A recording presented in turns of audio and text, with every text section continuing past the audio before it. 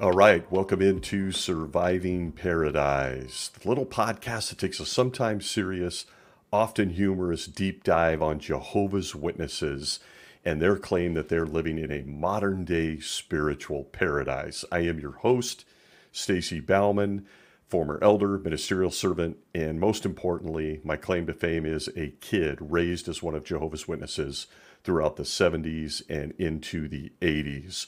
We like to have some fun here. I like to always issue a warning. There is a lot of healing, there's a sense of community, but there is sarcasm, humor, my own brand of observation and perception. Please note, it is never meant to offend, even if you disagree. We just like to have some fun, be transparent, and get some thoughts out there for other people to consider. So a big thank you if you're here. Please note, we want you to be here. I want to start out this week by saying thank you for all the feedback and the kind remarks, particularly in reference to the last 3 weeks where we had a special 3-part installment on this little show known as Story Time with the King.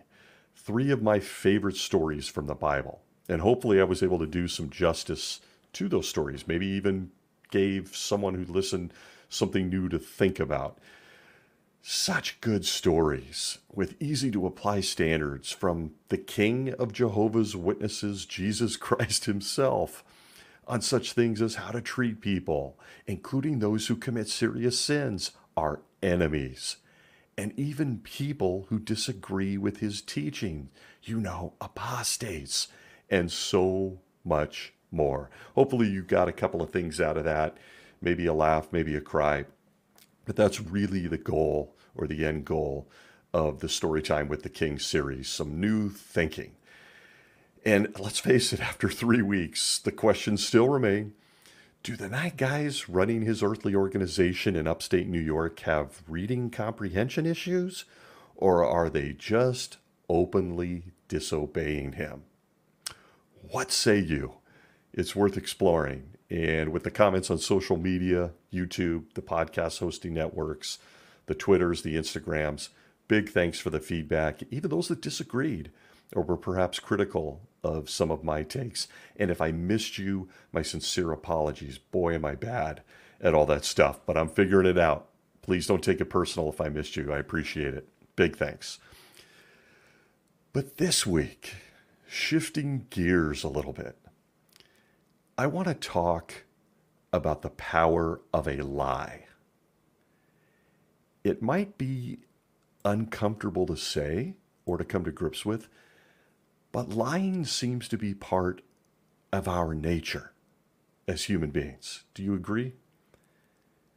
From the very beginning, or at least those of us that were raised as Jehovah's Witnesses, from day one, we were exposed to a story about a lying snake, then a lying woman, then a lying man, all hanging out together in the nude in a beautiful garden.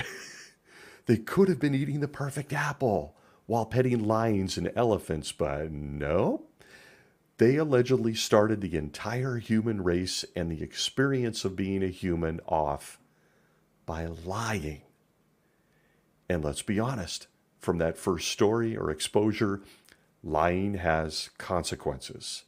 The snake got to slither around on his belly for the rest of his days. Whole nother subject. And we suddenly all decided we look really bad when standing in front of the mirror naked. All thanks to lying in the first story. Lying has consequences. We know that. We don't even need the story to know that. But look, in my mind, and what I want to look at this week, there are lies and then there are lies. I was trying to go back in my own head and remember, do you remember the first time you ever lied? I'll be honest, I lied all the time about eating vegetables, when in reality, I spit them into a napkin and threw them in the garbage when Mom wasn't looking. I lied about riding my bike just around the block, when in reality, I rode my bike across town to meet the girl I was in love with in 5th grade so I could help her walk her dog and spend time with her. No one got hurt in either case, I promise. And for that reason, I think it's safe to say that lying has tiers or levels, right? At least in my mind, it does. That's where we get terms like the little white lie or fib. Things like I did my homework when you didn't, versus things like I did not have sexual relations with that woman when in fact you did and you're the leader of the free world. But when it comes to lying, there are lies that are utterly devastating. There's lies that destroy lives. In a small way, that's not even the right word. The lie a cheater tells when in a committed relationship that can devastate their mate or their partner and their children for life. The lie that someone tells about another person that lays waste to that person's reputation. Gossip, slander, libel, lying. And then there are lies that kill, such as they have weapons of mass destruction that leads to war where innocent people die. Or maybe the tobacco industry in the 50s, 60s, and 70s telling us smoking was perfectly okay for us. You can throw in things like not taking blood transfusions because God said so, only he didn't. A lie that robs people of their lives, of time, is truly evil. And oftentimes the liar simply shrugs and says, "Oh, you caught me. Oops, I'm sorry." Or, "People died or wasted their lives? Oh, sorry, we got new light." Trying to pass off as nefarious something that devastated and killed people. There is a simple quote on lying that isn't attributed to anyone, but it goes like this. Quote, "Never try to destroy someone else's life with a lie when yours can be destroyed with the truth." And I have to tell you, no truer words have ever been spoken. I love that quote because it alludes to motive. When you lie, it is often for your own benefit and to the detriment of someone else. It's motive. It's something that's motivating you. It's nuance, it's thought, it's desire. So let's take a look at what, in my opinion, is the greatest lie of all, told by and to millions of Jehovah's Witnesses. A lie the governing body of Jehovah's Witnesses continues to promote on every page of its literature, on every book they publish, in every book card, in every Jehovah's Witness broadcasting episode, at every annual meeting, music video, on the list goes. A lie that is robbing millions, arguably billions who are exposed to it, of people, of their lives, of time they can never get back. What is that lie? The lie?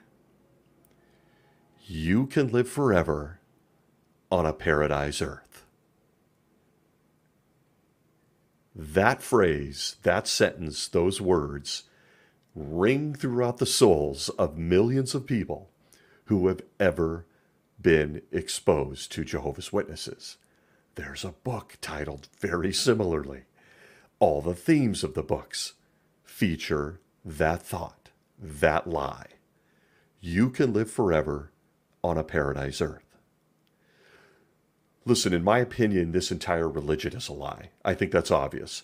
However, I call this the biggest lie of all based on how many people it impacts, it affects.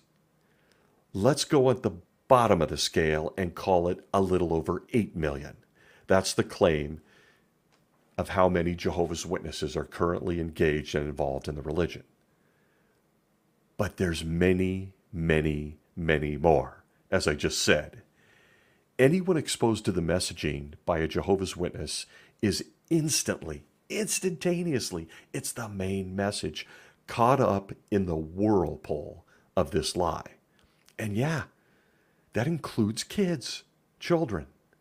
They have entire campaigns, videos, books targeting children with images of living in perfect health on an earth that goes on and on forever, petting beautiful animals, eating perfect food. Side note, you won't find a barbecue scene in any of their literature. Subject for another time. Animals are our friends now in paradise. But they're targeting children. Adults and children alike are instantly attracted to the message and the illustrations of paradise that are given to them during an unannounced visit to their door on a Saturday morning. Or they're prominently displayed on the book cart at your local park or your train station. Did I mention that the images created by the governing body also feature dead loved ones running out of their graves, fully dressed in their paradise-issued khakis or neatly pressed dresses, I might add? Very interesting concept I have questions about, but there they are. Paradise isn't just animals, perfect food, perfect body, perfect looks, perfect everything, but everyone you've ever loved will be there to join you. For most people, the thought of living forever with everyone they love, with a pet tiger, is very, very intoxicating. Why wouldn't it be? We live in a world where we have all lost loved ones. We get sick. We've got mental illness. We've got self-esteem issues. Khakis run about $50 at a department store, and you get yours for free in this paradise. We're afraid of the animals, and natural disasters still happen. We have to work for a living. Most of us couldn't get Taylor Swift concert tickets. That caused us to go down a rabbit hole. We are stressed out. The list goes on and on. The bottom line is life just isn't easy. It just isn't easy today in the real world. And so, about this message, up rolls a cute little kid and her mom to hand you a multicolored tract or magazine featuring paradise with a message that says, "You can live with me in paradise too, forever, with everyone you've ever loved. You get pet animals and perfect food. By the way, your self-esteem skyrockets. You have the perfect face and body," on and on it goes. But there's a problem with the main, centralized, central doctrine of Jehovah's Witnesses that is clearly the tool and the message that attracts most people. It attracted my mother, a single mother of 3 kids, in her very early 20s, living alone, broke, and that's what happened. They roll up with a message showing you paradise. My mother, who is the biggest animal lover I know, was instantly sucked into that message. It's their main message. But there is a problem. There is a big problem. The Bible, Jesus' book, King Jesus of Jehovah's Witnesses, never speaks or mentions anything about living on a paradise earth forever. To emphasize this, if you're a Jehovah's Witness who's bravely listening in, or someone who's still working through their feelings, Jesus himself, on his visit to the planet, never mentions human beings living forever on a paradise earth. Anywhere. Nowhere. That usually creates some uncomfortable feelings and emotions. One, this podcast host is a nut job. We talk about it all the time. It's our main thing. It's everywhere. I got pictures. I pin them on my Pinterest board. I have on and on and on it goes. But Jesus, nor the Bible, teaches living forever on a paradise earth anywhere. The greatest lie ever told and being told is that human beings can live forever on a paradise earth. 8 million plus Jehovah's Witnesses believe they will never die, and they'll walk into a paradise earth to live forever. And again, as I often do with OCD, I'm going to repeat and emphasize this. It's not taught anywhere in the Bible or by the King himself. But for Jehovah's Witnesses, their lives, their decisions, their employment, their health, their families, their finances. All things in the life of a witness revolves around a lie. But it gets worse. They spend their precious lives and time going out and spreading the lie to anybody that will listen to them. Most reject the lie, but there are those vulnerable people that take the time to listen. And then their lives are altered forever. It's so ingrained in a Jehovah's Witness that for those that are on their deathbed, they literally expect to blink their eyes and wake up to the purr of a lion laying next to them, a fresh fruit basket, generations of their family, and a paradise earth.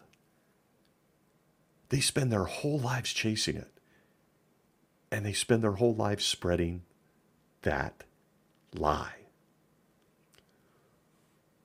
Look, this is shocking and devastating stuff.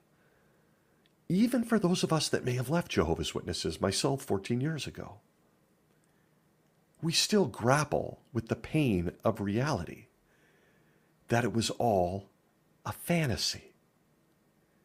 We grapple with things like, mortality. We grapple with the reality that we aren't going to see our grandparents again. We grapple with the reality of what to do with our lives. We missed out, for many of us, on education or furthering ourselves in this wicked old system of things because paradise was on its way. We grapple with the low-key malaise we can find ourselves in that we don't understand, emotions we don't get. The reality that paradise and living forever on a paradise earth is a lie is absolutely harsh. And in my experience, it doesn't go away with time. It subsides a little bit. You get a little number, but it's always there. I can share that I still get many private messages from wonderful people that are honestly are strangers. I don't know them personally. People asking me about what really intrigues me as a human being, which is how to deal with this harsh reality. The reality that we believed a lie. People contacting me that are in pain, depressed. Look, it's devastating. I just want to get it out of the way early. So even for those of us that have left, when we recognize that this biggest lie ever told, living forever on a paradise earth, was in fact a lie, it's downright devastating. But the question I get from a skeptical Jehovah's Witness that may listen to me is always the same, at least in the beginning. And that question is, and likely the question of anyone who's never considered this subject before, Stacy, how do you know it's a lie? How do you know that? I see all the verses in the Bible. I see all the stuff talking about living forever and paradise earth and ruining the earth, on and on and on. How do you know it's a lie? Have you lost your mind? So, let's unpack the anatomy of the biggest lie ever told to Jehovah's Witnesses. And the jumping off point is that it's not in the Bible. And so it begins. You may even be wondering, when Jehovah's Witnesses first started teaching this lie, trust me when I tell you, it wasn't when the king paid a visit to earth, as stated. Because again, it's not taught in the Bible anywhere. Nope. We're expected to believe he kept this entire whole paradise earth living forever in perfect health fantasy sequence promise to himself.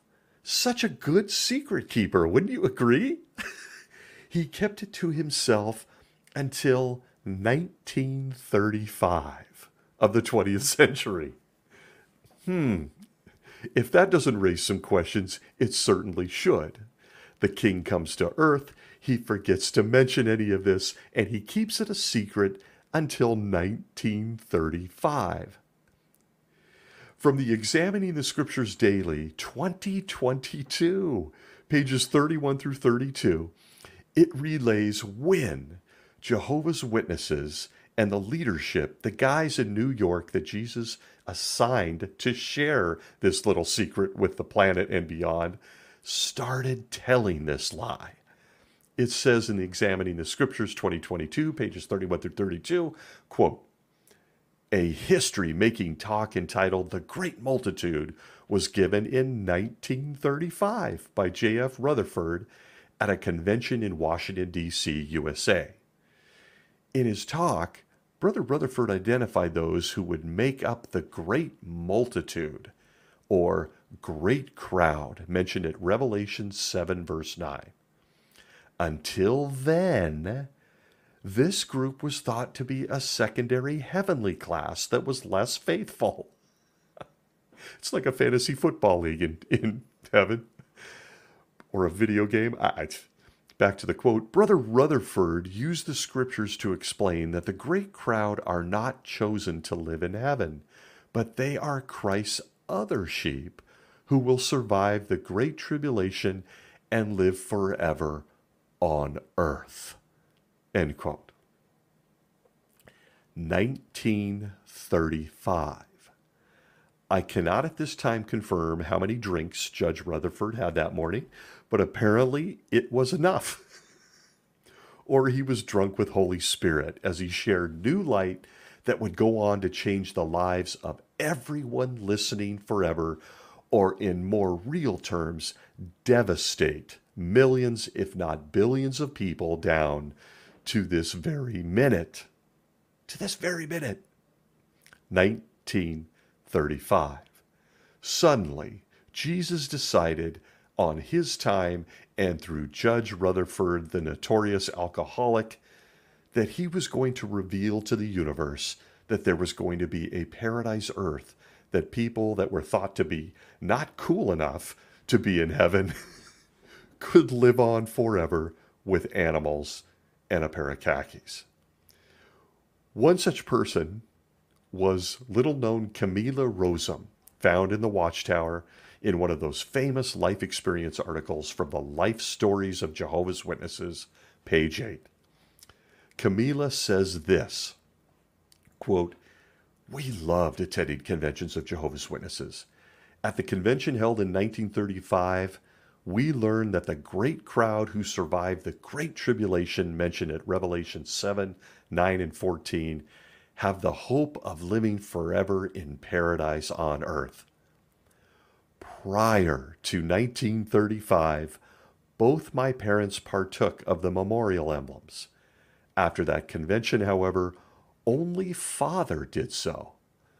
Mother then knew that her hope was not to rule with Christ in heaven, but to live forever on earth. End quote. So, in 1935, young Camilla and her family were changed forever.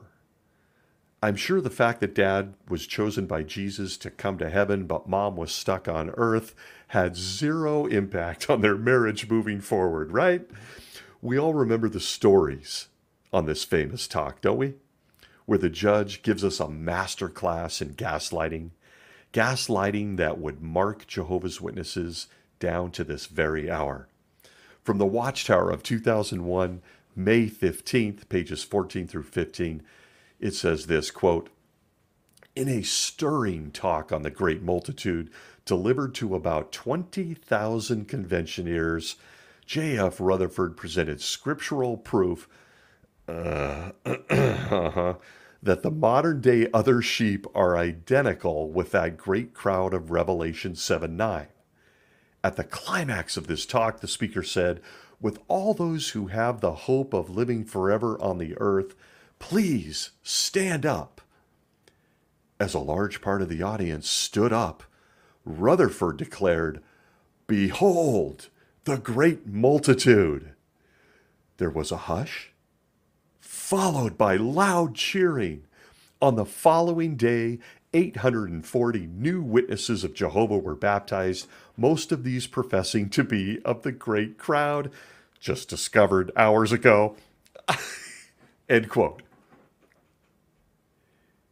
I've often thought if we only had video footage of people all turning and looking at each other as they were instantly demoted from a life in heaven prior to 1935 with Jesus himself, the guy they admired most, to living on this planet and wearing meeting clothes the rest of their lives. Dude's gaslighting was unmatched. The judge was something else. We are expected to believe as a Jehovah's Witness, and we are taught every year after that, that for some reason Jesus just kept this all a secret until 1935. Judge Joe, liquor on his breath undoubtedly, climbed up onto that stage and told the world he represented Jesus. He had more understanding, and he had a big secret for them. Some of them were going to be stuck on the planet Earth for the rest of their lives, while some of them got to go to heaven. Isn't it interesting? He was one of them. And forevermore, the world, the universe, and Jehovah's Witnesses in particular were changed.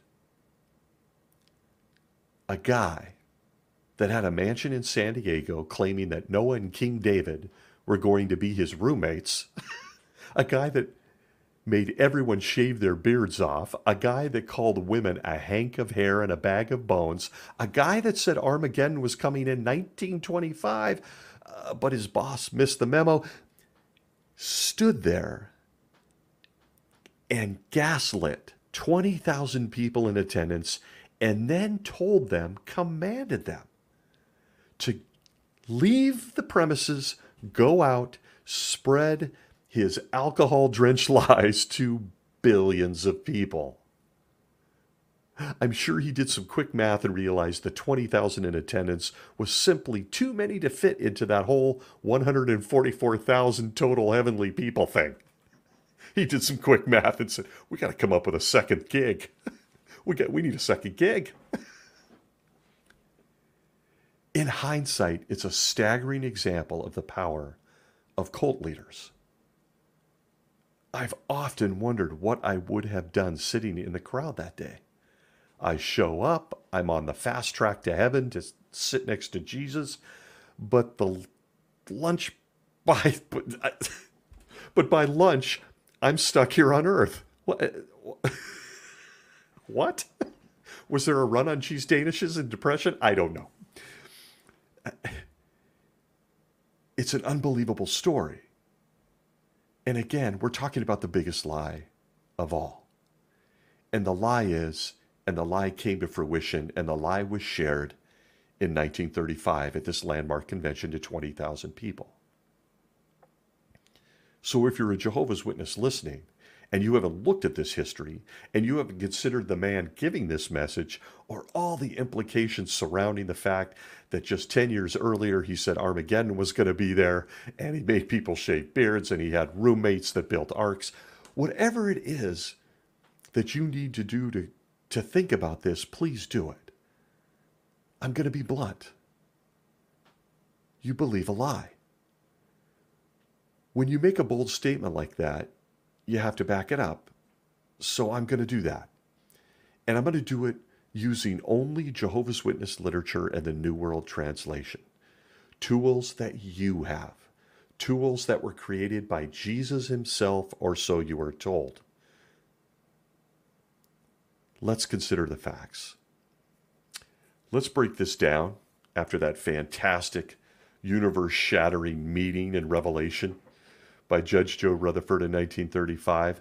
Let's go to the tools that you have in your own library, that you have at your fingertips. Let's start first with the word paradise and the claims made by Jehovah's Witnesses. From the brochure, You Can Live Forever in Paradise on Earth, page 7, it says this: so then, why can we be so sure that you can live forever in paradise on earth? Why can we believe that everlasting life is not just a dream? End quote.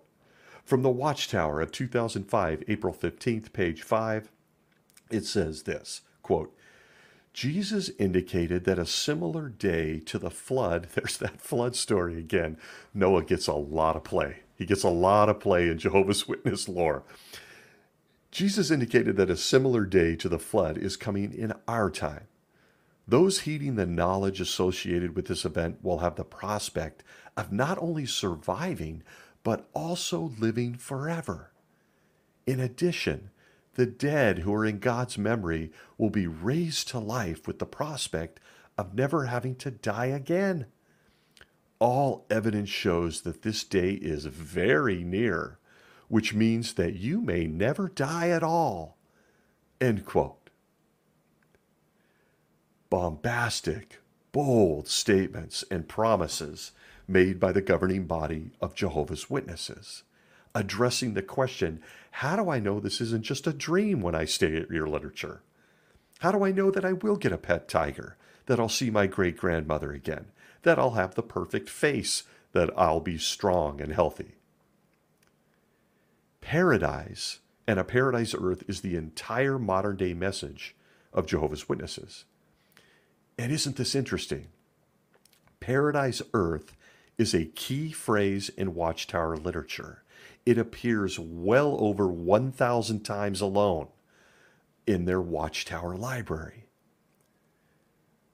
But please sit down, because I have a bombshell for you. A bombshell that rocked me to my core, a bombshell that left me in a puddle of tears, a puddle of confusion, a puddle of questions. And it undoubtedly did the same thing to other ex-Jehovah's Witnesses. And that bombshell is this: the term paradise earth never appears in the Bible. Neither is resurrection onto a paradise earth ever specifically discussed in the Bible or by Jesus Christ himself during his visit. It isn't there. The term that you as a Jehovah's Witness have had pounded into your head by talks and dramas and conventions and literature, paradise earth, paradise earth, paradise earth, isn't found in the Bible or ever even spoken of by the King of Jehovah's Witnesses, Jesus Christ himself. What? It creates a lot of emotions to come to that reality. If you have a terrible feeling in your stomach, I get it. I was there. I just shared. I was a puddle. Everything you were taught, everything you believed, and everything that shaped your decisions were based at least somewhat, if not fully, on the promise of living forever on a paradise earth. And it isn't mentioned anywhere in the Bible, including the New World Translation or by Jesus himself. Zero. In fact, just the word paradise is only mentioned in 4 places in the entire New World Translation of the Bible. 4. The message that we are supposed to believe since 1935 is going to save all of us, past generations and future generations of those who believe in Jehovah and his son Jesus and the governing body in upstate New York. The word paradise, just paradise, is only mentioned in the Bible 4 times. Here are the 4 locations if you're doing research at home. The Song of Solomon, chapter 4, verse 13. Look, Song of Solomon is a beautiful book. I actually really like it. It's poetry. But every time I hear Song of Solomon and the word paradise where it's mentioned, I think of John Mayer's Her Body is a Wonderland, because that's all that book's about. We'll discuss. Okay, back to the 4 locations. Song of Solomon, chapter 4, verse 13. Luke 23, 39 through 43. 2 Corinthians 12, 1 through 7. And Revelation 2, 5 through 7. You will find the word paradise. In the interest of time, I'm only going to consider 2 of these examples here at the show. Let's look first at 2 Corinthians 12, 2 through 4, where it says, I know a man in union with Christ who 14 years ago, whether in the body, I do not know, or out of the body, I do not know, God knows, was caught away as such to the 3rd heaven. Yes, I know such a man, whether in the body or apart from the body, I do not know. God knows that he was caught away into paradise and heard unutterable words which it is not lawful for a man to speak. End quote. You'll note the Apostle Paul here, an interesting guy in his own right. I'm sure him and the judge kick back on their thrones in heaven right now, having a good laugh together. The Apostle Paul, in two verses here, directly connects heaven with paradise. Clearly, paradise is in heaven. And taking a lesson from Judge Joe, Jesus' guy who made this big announcement in 35, they proceed to gaslight billions of people with this verse. Again, we're just taking a look at this one in this journey as to proving this is the biggest lie of all. Just 2 Corinthians. So they see this, and they see the Apostle Paul, one of their guys, sitting right next to Jesus right now in heaven, and he says, oh yeah, heaven is paradise. Paradise is heaven. But the 9 guys in upstate New York say no. It's a spiritual paradise. From the Watchtower of 2008, July 15th, page 28, the 9 guys tell us this, quote, what the apostle envisioned was likely the spiritual paradise enjoyed by the Christian congregation in the time of the end. Guess what? We're in the time of the end, and it's a spiritual paradise. We, today, and thus the name of this great little show, we are all surviving spiritual paradise. And I love how they use the word likely. What the Apostle Paul said, not that he could just tell him from his seat in heaven to his brothers here on earth, that it was likely the spiritual paradise enjoyed by the Christian congregation of Jehovah's Witnesses today. Yes, the infamous weasel words used by the governing body to explain away a lie. A lie that has ruined the lives of millions of people and even cost people their lives, including children, in little areas like not accepting blood when you need it in a medical emergency. Yeah, according to this reference, we should all believe that the Apostle Paul, while writing to the Corinthians in 55 AD, was actually referring to a publishing company in upstate New York in the 21st century. That's what Paul meant. Likely. I can't. I can't. No word on why Paul can't just deliver the message like apparently Judge Joe got the message in 1935. But it's safe to say this about this one instance. One of 4 places in the Bible you will find just the word paradise, not earthly paradise, not living for, just paradise. Safe to say this is not the case. He was not likely referring to it as a spiritual paradise. But let's consider the verse. And the only verse a typical Jehovah's Witness will point to in reference to just the word paradise. And this really should fascinate you. It's the only verse the Watchtower itself says refers to a paradise on earth. One. This one. Even they say it's the only one. Luke 23:42 through 43. Context, Jesus is on a stake. He's taking his last breath. A guy turns to him and says, wow, if you're who they say you are, I hope that I can be part of your world. Luke 23:42, 43, quote, and he went on to say, Jesus, remember me when you get into your kingdom. And he said to him, truly I say to you today, you will be with me in paradise. This is the one verse in the Bible where the word paradise is used that a witness will glob onto, because most are not going to know 2 Corinthians like I just read. Most are not going to know the other 2 places. This is the one. So buckle up. This gets fun. From the context of Luke 23 and this epic moment in all of universal history where Jesus is giving his life for every human before and every human that comes after this event, literally the most important event in all human history is taking place here he mentions paradise. From the context, it is very clear to see that paradise is heavenly. It's heavenly.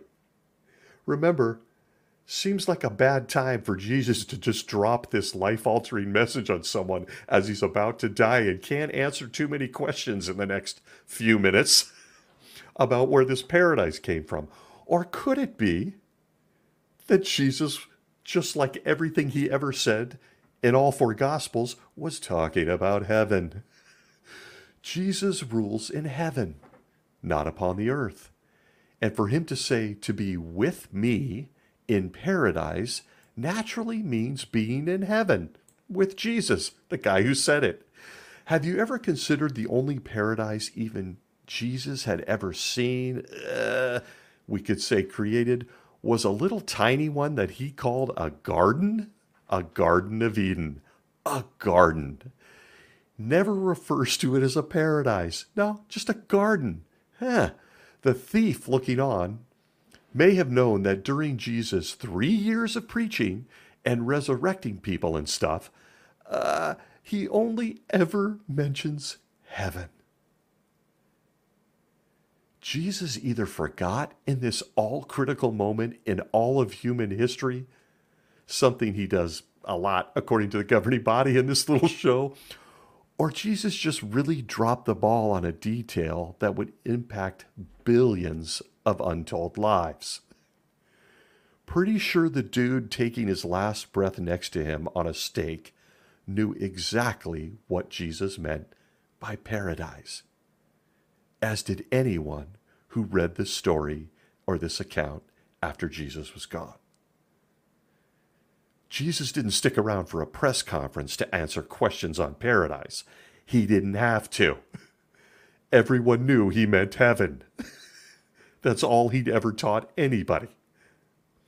So for him to just drop this, just kidding, there's going to be this whole second class of people. They're going to live on the earth. They're going to wear meeting clothes, just like they do at Kingdom Halls, even while they till the garden and reconstruct this planet, including crawling over lots of dead people who don't agree with me and 9 guys in New York. No, not implicated, not insinuated. Everybody knew what he was talking about. Jesus didn't need to stick around to answer questions. But none of this stops his chosen guys. The 9 guys in New York, they attempt to explain why Luke 23 refers to an earthly paradise, offering zero proof of what they're talking about. The Watchtower of 1983, October 15th, page 4. Does the Bible promise an earthly paradise? Question mark. They have this to say, again, apparently from Jesus, who told them to write this, quote, "To such ones who had the hope of being received into heaven, Christ promised, 'To him that conquers, I will grant to eat of the tree of life, which is in the paradise of God.'" This figurative paradise of God is in the invisible heavens. However, is it correct to assume that heaven is the only paradise set before all of Jesus' followers? Since the sympathetic evildoer did not conquer the world by pursuing a course of faithfulness to God, but was justly being put to death for his wicked deeds, what paradise did Jesus Christ promise him? Indeed, the Bible does promise an earthly paradise. End quote. What? I talk a lot on this show about gaslighting from the governing body. This might be one of the greatest examples I've ever seen. They go on to talk about there just must be a second paradise because it fits our story. And then they go on to talk about a guy who's on a stake showing faith and going, "Hey, I know about you. You've been walking around for 3 years talking about this heaven thing. I'd like to be there." And Jesus said, "Hey, the fact that you just believed in me in your last seconds, I'll see you there. I'm going to let you in." No. The 9 guys since 1935 and Judge Joe say that just can't be the case. But they don't offer an ounce of proof. Like nothing. They just say, well, because it has to. It fits our narrative. It fits the billions of pages of publishing that we do. It's gaslighting billions of people. And folks, people have died. I'm going out on a limb when I say the Son of God, hanging on a stake, dying, made sure to tell his apostles to take care of his mother when he was gone. Just a little detail. Hey, you guys, take care of my mom. Huh? He was sure not to forget to say that, to just remind them, hey, I'm going to be gone. Please take care of my mom. In my mind, it's not a stretch to conclude that while coming to earth to save everyone who has ever lived or ever will live, he would at that point neglect to leave out details that would impact every decision the human race made on whether to follow him or not, or to leave out details surrounding their eternal salvation on a paradise earth? That's the detail he forgot as he hung on the stake? Take care of my mom. Oh, as for the eternal salvation of everyone living or ever will live, oh, sorry, I forgot. What? No evidence is provided that Luke 23, in this one example of where the word paradise appears in the Bible, there's no proof given here by the governing body. In fact, the paragraph they wrote shows how other New Testament references to paradise are all heavenly too. They then go on to insinuate that Jesus just must have meant paradise on earth since, well, why? They give no reasons, because they just want it to be, apparently, as they've done for over a century now.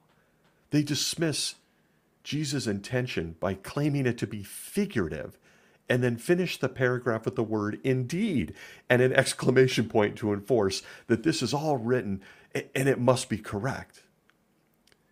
They go on throughout the years to do this over and over again, gaslighting and perpetuating the biggest lie of all. In March of 2013, they continue the gaslighting because, well, this just has to be what Jesus meant, we think. He wasn't known for being the great teacher or anything. Oh, wait. I didn't know great teachers left out such universe-impacting details. Hey, take care of my mom. This whole Paradise Earth thing, I forget. Man, did that slip my mind until 1935. When you give this stuff even 1 minute of thought, you can sit back and be blown away at how the governing body portrays Jesus consistently as a bad communicator, forgetful, or maybe mysterious in so many passages, that he really needed them, starting in the late 1800s with C.T. Taze Russell, to clean up all his poor communication skills found in his holy book to all mankind known as the Gospels. It's honestly hilarious. And at the end of the day, folks, it's lying. It's a lot of lying on this matter of living forever on a paradise earth.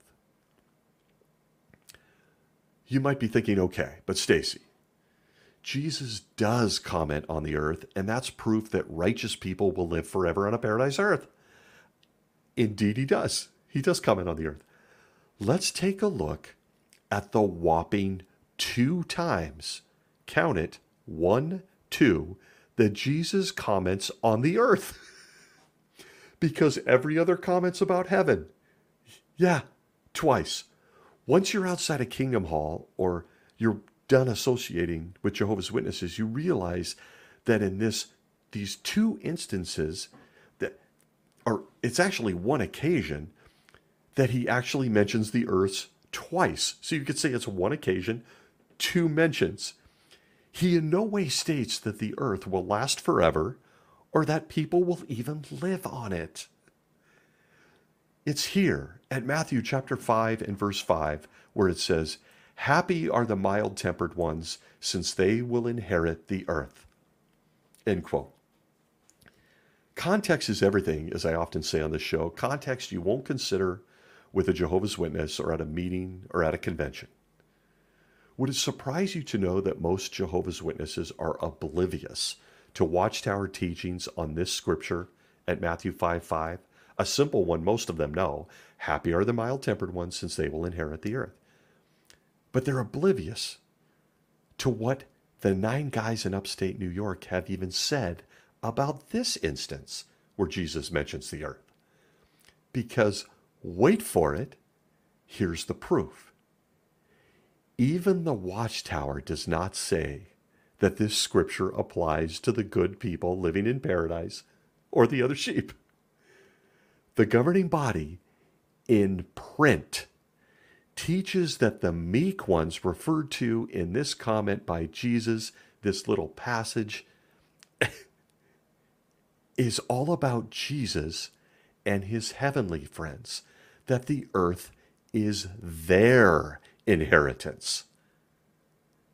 If you approach a Jehovah's Witness right now, they'll point to the scripture and say, see, he says we're going to inherit the earth. Uh-huh. Did you know that the governing body says that's not you and me?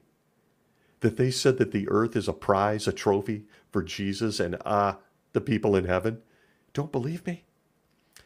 From the wonderful 2-part volume, big green heavy books, they're great paperweights known as Insight on the Scriptures, Volume 1, page 1201, it says this, and I guarantee most JWs don't know this, quote, the anointed members of the Christian congregation are spoken of as having a heavenly inheritance, sharing Jesus' inheritance as his brothers. This includes the earth. Matthew 5:5. Wait, what? We've narrowed it down that paradise, the word, is only said 4 times. And now we're talking about Jesus, missing the boat and forgetting to mention this till 1935 with Judge Joe Rutherford. But now we're learning that the verses we all point to and we've all based our entire lives on about inheriting the earth aren't about us either. They're about Jesus and the guys in heaven, and the earth is their trophy. Inside book. But there's more. The Watchtower of 1974, June 15th, pages 377 and 378 says this, in reference to Matthew 5:5 and inheriting the earth, quote, saying that the mild-tempered, will inherit the earth. Yes, those mild-tempered ones who are to be with Christ in his heavenly kingdom will rule over this earth. Whoa. Whoa. From the time I was a little boy, Matthew 5:5 meant one thing. It was me. It was the people like me. Mild-tempered. We would inherit the earth. And there it is in print. Over several decades. What? For my entire time as a Jehovah's Witness, and I mean as an elder, I thought the mild-tempered were those of us that wanted to live on earth, eating grapes and riding elephants all day. Mind blown. And I guarantee that if you ask any Jehovah's Witness, including a circuit overseer or an elder, who that verse is referring to, they would universally say, oh, that's for those of us who hope to live forever on a paradise earth, silly. But it isn't true. And they know it's not true. It's in print. They just think the earth is a trophy for the people in heaven. I guess the judge got mixed up in 35. And Jesus himself must have been mixed up while hanging on that stake. Again, very few Jehovah's Witnesses have read the Bible or have read their own literature. They don't. It's just a fact. Jesus, though, had the writing committee of Jehovah's Witnesses be sure to mention that, oh, wait a minute, was Jesus confused? Whether it's the guy saying, take me to paradise, whether it's the word paradise, whether it's living forever on an earth, now you're telling me that Matthew 5, the earth was meant for you and your heavenly guys too? It's the biggest lie of all. The whole campaign, the whole teaching. But okay, maybe you're saying, you said Jesus mentioned the earth twice. Jesus had a second mention of the earth. Correct.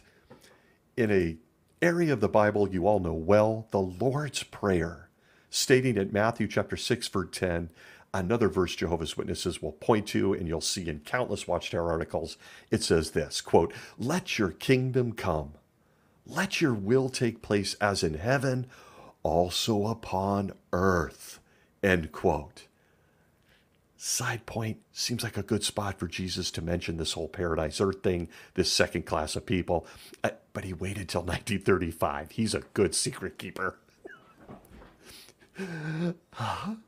I mean, it seems like a fantastic spot for Jesus to share with his apostles. And oh yeah, the entire universe, that the planet Earth would go on forever and be a paradise.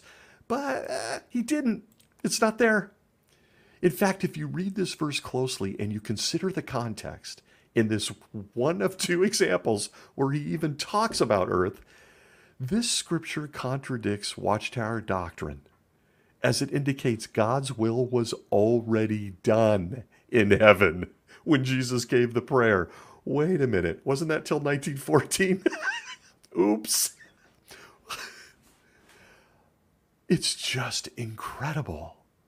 And look, what the show is all about is getting through this with a laugh and a cry.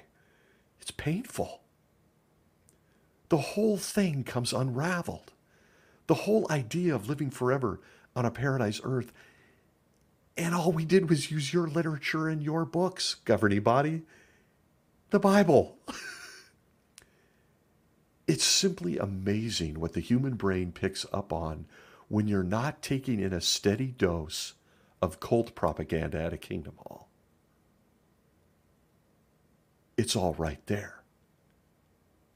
There it is, folks. And in wrapping up this thought, the two times Jesus himself, the King, mentions the earth, doesn't even call it a paradise, doesn't talk about forever. Let's just take the word earth.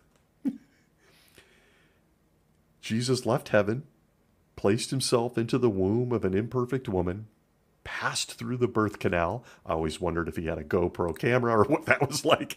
Lived like a lowly human, likely got really homesick for Jehovah in heaven. He experienced physical pain. He experienced pooping, sleeping, tasting, everything to save every single precious soul on this planet. But, well, he forgot to mention living forever on a paradise earth. The same paradise earth he told Jehovah's Witnesses to go out and tell all their neighbors about. The same paradise earth he now has drawn up in billions of pages of literature with colorful illustrations. The same paradise earth he simply forgot to mention at any point in his life or in his book. We learned about it in 1935 from a drunk who didn't like beards. So if you're updating the scoreboard on the biggest lie ever told to and by Jehovah's Witnesses, a summary. Jesus mentions the word paradise once, and it's about heaven.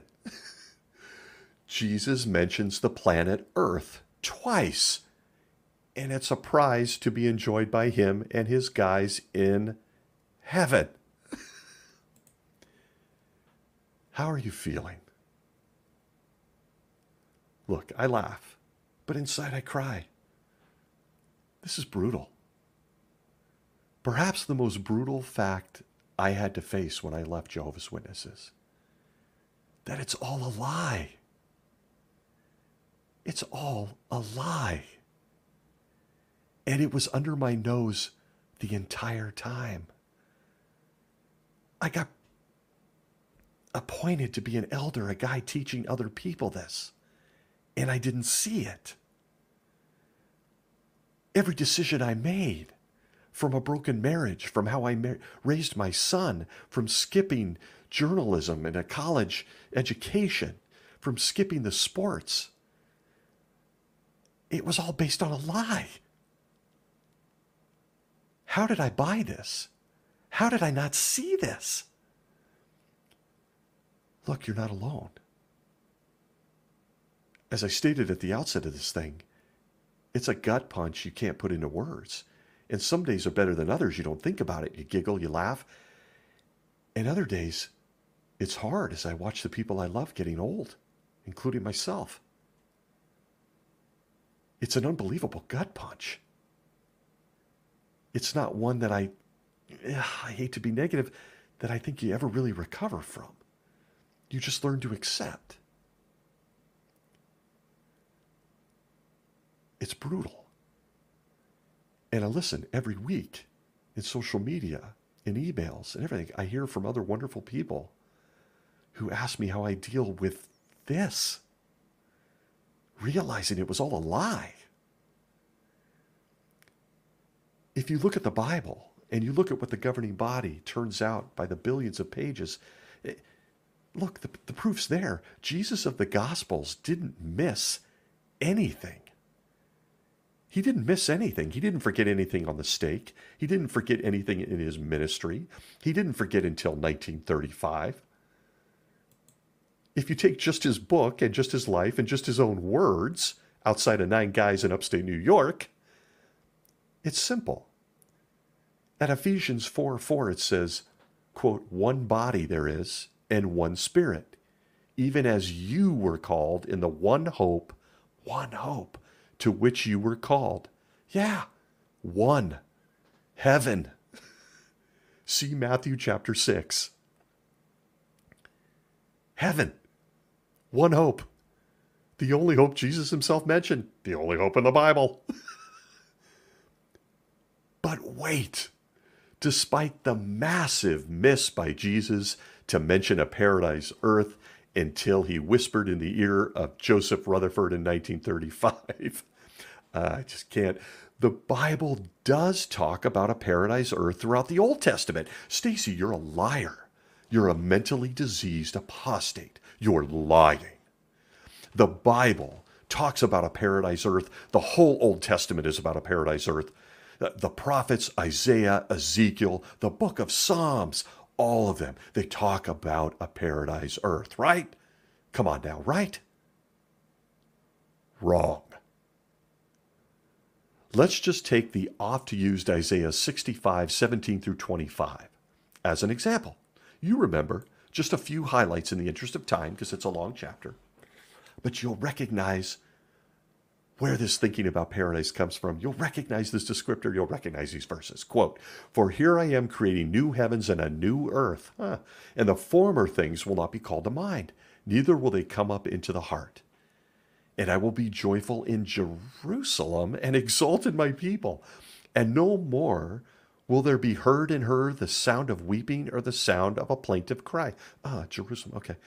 Quote, the wolf and the lamb themselves will feed as one, and the lion will eat straw just like the bull. And as for the serpent, his food will be dust. Damn those snakes. They will do no harm nor cause any ruin in all my holy mountain, Jehovah has said. End quote. Oh yeah, we know these verses. You're likely recalling songs that we used to sing in the Kingdom Hall.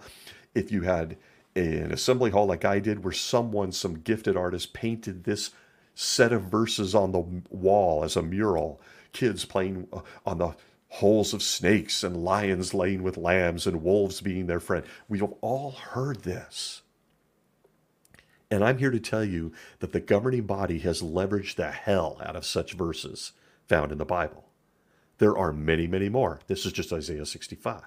And they're all in the Old Testament. You remember a book or set of books capturing the history of Israel, God's nation, from birth to challenges, to split kingdoms, to good kings, to bad kings, to prophets, to land grabs, to family trees. All of those books about the Jews and Jerusalem mentioned in that chapter. Did you catch it? Isaiah 65? If you're looking, verses 18 and 19. Jerusalem. Yeah. Odd. Pretty specific in these verses.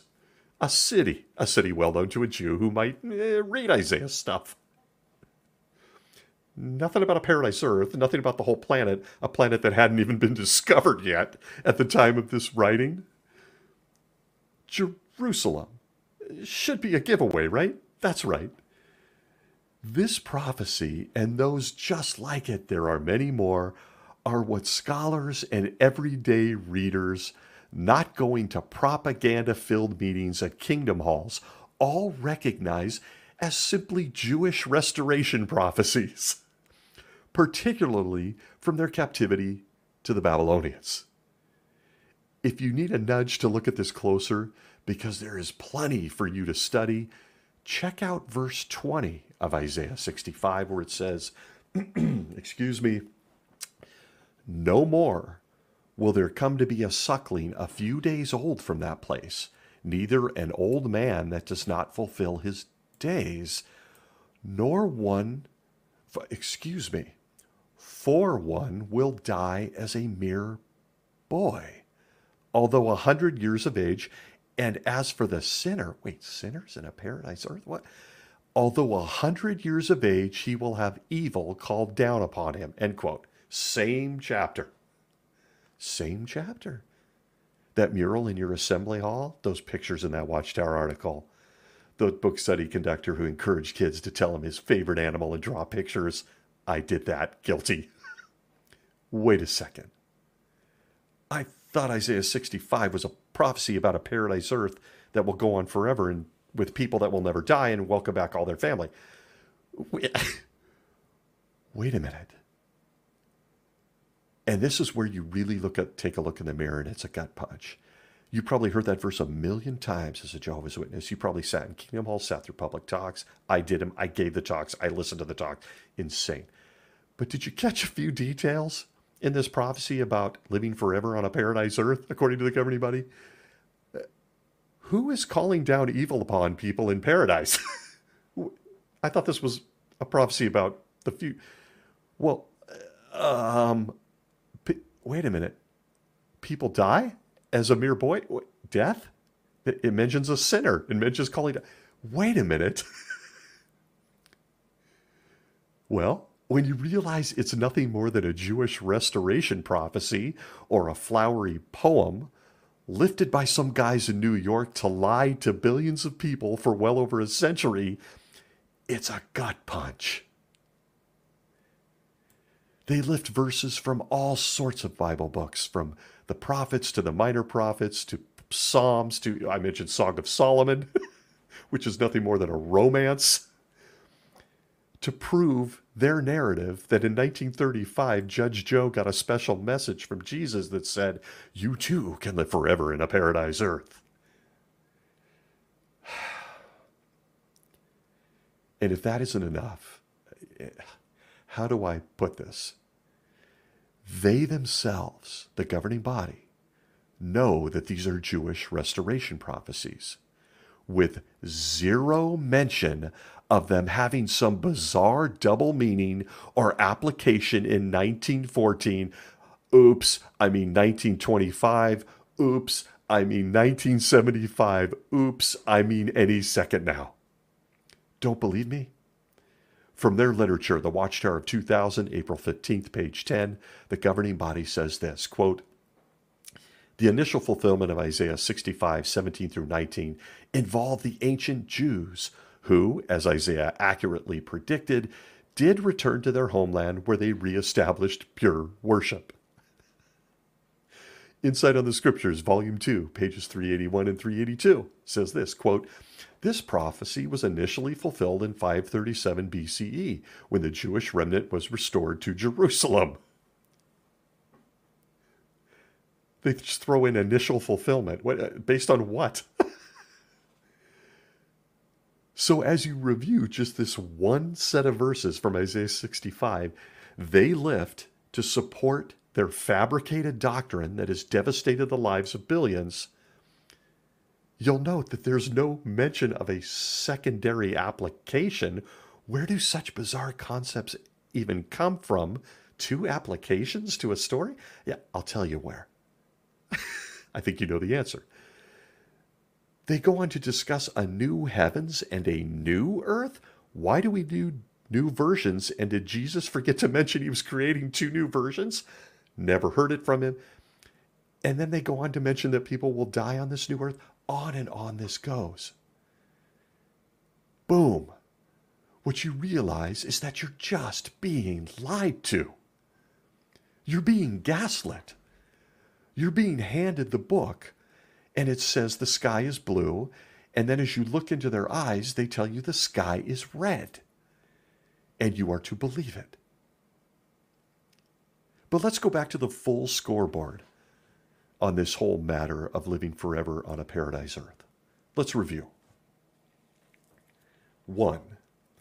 Jesus himself, the King of Jehovah's Witnesses, never mentions a hope we are told he personally created to save billions, if not trillions of lives. It slipped his mind. 2. The Bible only mentions the word paradise in 4 places, and they're all about heaven, not the earth. 3. The Old Testament stories we are told point to living forever on a paradise earth mentioned restoration of Jews, people dying, and the need to make a new heaven and a new earth. Doesn't fit in with this live forever on a perfect earth thing. Despite all of the books, all of the magazines, and all of the videos, it's a lie. The creator of all of mankind didn't forget to mention that billions of people could live forever on a paradise earth with eternal youth and welcome back generations of their dead family members. He didn't forget. It simply isn't true. It was fabricated early on in the 20th century by Judge Rutherford and his boys to trap billions of people into a cult. Jesus was there at the Garden of Eden, not the Paradise of Eden, just a little Garden of Eden. He could have spelled it all out. Some folks get beamed up, some folks stay here. But he never mentions it because it isn't true. We have all believed the lies of nut jobs like Joe Rutherford and the guys that came after him. The 9 guys in upstate New York like Stephen Lett, who calls babies enemies of God. Of Tony Morris, who got demoted while he blows out matches, showing us all how much he can't wait to kill us all. David Spillane, guilting us. We've all believed the lies of these nut jobs. They've just been repeating the same lie since 1935. And in reality, another set of lies going all the way back to the 1800s. And look, I make light of this in many ways, but it took me years of studying and coming to grips with the reality that I was basically trapped on a bad ride at Disneyland. Or maybe I was trapped in The Truman Show, the movie. I had to come to grips with the fragility of my own mind, even if I was a child when exposed to all this bullshit. And even today, as I've said throughout this long-winded episode, I continue to grapple with things like mortality, with getting silver hair with crow's feet, with losing my 6-pack abs. No, that's a lie. I never had them. But I still grapple with how I was so easily taken. And what hurts the most is when I consider what the future holds. I didn't come or flip on this microphone to say I have an answer, because I don't. We got fooled. We were lied to. It's not our fault. We might even say it's human nature. But we did. We got lied to, and we bought the lie. But what I can say, and I feel really good about, is that we can be good to ourselves. It's a journey. It really helps me when I run into a Jehovah's Witness today who shuns me, or I just see one standing next to a cart. Likely they're really nice people, caught up in the biggest lie of all, wasting their precious lives and time on a fantasy, a lie. It's not a small thing what those guys in upstate New York are doing. I often get asked, do they know what they're doing? Are they just delusional? They know what they're doing. They've done this to generations of innocent, vulnerable people. And yeah, that includes kids, children. So if you're a Bible believer or a Christian, what does Jesus' book and Jesus himself say would happen to people that lie? What does their own book say about what they themselves are doing to billions of people today?